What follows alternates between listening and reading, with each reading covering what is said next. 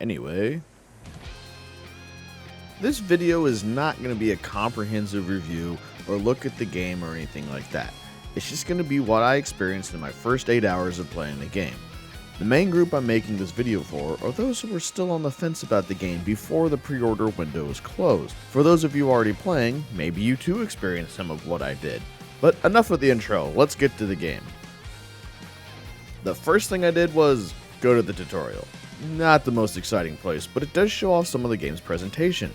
You see, while going through the training, you stay on the same stage, so any damage done to it or transformations you do stay as long as you don't return to the main menu.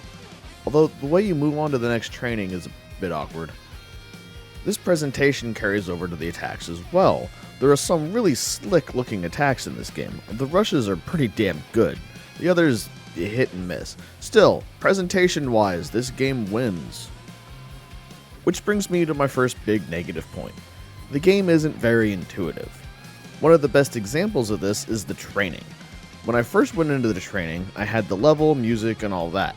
Then picked my character, and the training started, leading me to believe that you couldn't pick who you were fighting, and poor Vegeta was going to be in for a bad time. Then my friend mentioned you just need to hit L1 or R1 to switch to the other team. Yeah, it's down there in the corner, but it wasn't the most clear thing. And sure, once you know it's there, it's not a big deal as you know, but this is just a general problem across the game. There are little things that just don't work how you would assume they would. Which brings us to the story mode. There's a lot to cover here. The first thing you'll notice is there's no real difficulty selection. There is what I'll call easy, which I never use as it blocks you from doing what if paths, and normal, which is normal. The first thing I noticed is the game's kind of brutal on the difficulty. Feels more like you're playing on hard rather than normal most of the time. Now, I'm not going to claim I'm really good at these games, or even good in general, but in comparison to the other 5 games I've been playing recently, this is a noticeable step up. Of course, this could very easily be me approaching fights the wrong way, or just needing to get good. But the biggest problem I have is the CPU is too good at defense. Maybe you'll learn how to fight better, but as of the first day, Great Ape Vegeta is evil, and my hatred for all giants is further cemented. Speaking of the what if stuff, how you do it is not what I was expecting at all. I was thinking you would select certain options and then you would follow a path, but not so. The true way to unlock the what ifs is you need to do certain things in certain fights. Meaning, for example, if you do go with Krillin to fight Raditz, you need to beat him within a time limit that they don't show you in order to truly follow that what if path. Otherwise, it all plays out as normal. As for what these conditions are, from the map, the game won't tell you. You need to check once you're in the battle itself. This just feels clunky to me. It really feels like you should be able to check these things from the map. Having to pause at the start of the fight really sucks. Also, the reset time on some of these levels is pretty long, so I suggest making liberal use of the retry option when going for these conditions to save yourself a lot of time. Now I know that I've been fairly negative so far, so let's talk about why I keep playing, the gameplay itself. If you've played a BT or RB game, then you'll have a pretty good idea of how it plays. Only faster. Much, much faster. I lost track of exactly what was happening at times, which probably doesn't help the difficulty thing either. Maybe I'm just too old now. Anyway, this seems to be damage fall off now. I haven't really tested it, and comboing is certainly easier to get the big hit numbers now, so maybe that's why? I'm still getting a feel for it, but it does feel more like BT than RB for those wanting that comparison.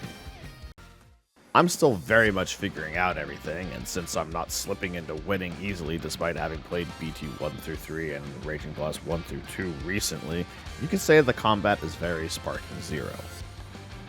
So how about game modes outside of story? You've got Tournament with some pre-built ones that let you get some money and characters from winning them. Quick side note, you get the same money from winning on weak AI as normal. Take that information as you will.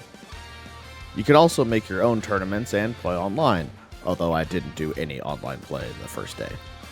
I will say that Ring Out is the worst rule ever, and I hate it. Then you just have verses, including the ever fun Calm vs. Calm for all your B-roll footage needs. Also, did you know that you don't get a lock-on automatically when you beat someone in a team fight and a new fighter comes in? This seems like it might have been a mistake, one that could make your head spin. Also, you can attack your opponent while they're on the ground. They'll figure it out eventually, I'm sure. Lastly, we have what is probably Sparking Zero's selling point, is the custom battles. I'll be honest, I didn't play around with this too much. I spent most of my time in story, and when I looked into this, it seemed like it would take a lot of time to really dig into. Plus, I'm not very creative. There are pre-made ones that you can go through, so yeah, this is something to keep an eye on, and from what I have seen, this might be some crazy stuff here. Although, you do need to unlock parts for doing other stuff. Speaking of unlocks, let's talk about the shop now. While you can buy characters and outfits here, you can also unlock them in other ways, so if you want to save money, do stuff. Of course, I don't know how many of them you can unlock from only playing 8 hours. Most of the shop is customization stuff, so let's talk about that now. The first thing I checked, how are supers handled? Like in a BT game. But now we have the additions of outfits changing movesets as well. Most of them don't seem to, so until I've got all of them, who knows? As for the rest, I really like how AI types is now its own setting rather than taking up an item slot. The items themselves, well, they seem pretty standard so far, although I was really happy to see Mirage come back. That thing was OP and I loved it. I seem to get more slots as I play through story, so either that or player level, which seems to unlock more stuff in the shop in general. Not exactly sure everything it does though. So before this gets too in the details, what do I think after my first day of playing? Is this a game worth buying? Well, probably. It certainly is worth checking out. If you're on the fence, a DBZ fan, and you like what you've seen, then go for it. Although I will say the day -3 DLC was not nice to see. As the final words before I go back to playing, if you liked the previous game, this one should work for you. But you might need to practice a bit.